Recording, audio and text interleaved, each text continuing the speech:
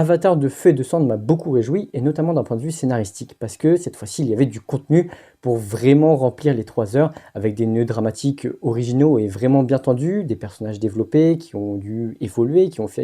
fait face à leurs faiblesses. On a eu des moments très forts, symboliques, etc. Et aussi, il y avait une vision du monde qui est, il faut le dire, très spirituelle, mais qui était pleinement assumée, et malgré la difficulté, malgré la subtilité de cette vision, et je m'en réjouis parce que ça vient renouer avec les ambitions artistiques de cette saga, puisque au début, c'était quand même, je trouve, une très belle saga, même si le message dans le 1 est un peu gentillé. Je veux dire, c'est un peu dire, c'est pas bien de décimer les peuples et c'est pas bien la déforestation. Ce qui, quand même, est pas un positionnement moral des plus surprenants, quoi.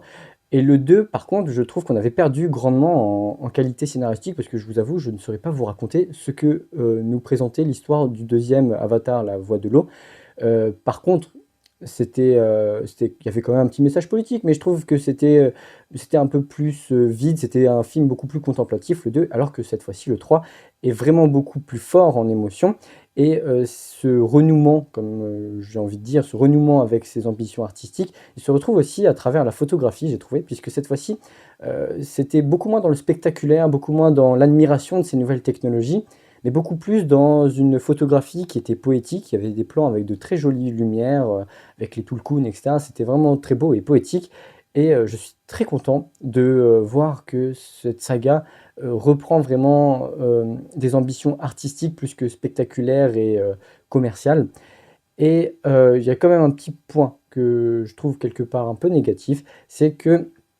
bon, il y a certaines séquences dans le film, dans le Avatar de feu et de sang, qui, je pense, ont moins bien marché que ce qui était voulu. Néanmoins, j'ai été quand même touché personnellement, ça m'a un peu mis la larme aux yeux, enfin les larmes aux yeux, mais je ne sais pas si tout le monde sera sensible à cela, parce qu'il faut peut-être, oui, il faut le dire, il y a peut-être quelque part un petit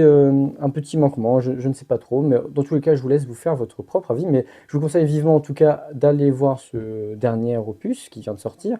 et d'aller le voir dans les meilleures conditions que vous pouvez vous offrir, pardon, parce que c'est quand même mieux de s'immerger dans ce spectacle, sur cette planète. Et sur ce, bah, je vous laisse vous faire votre propre avis et foncez, parce que c'est un peu la saga événement de notre génération, j'ose dire.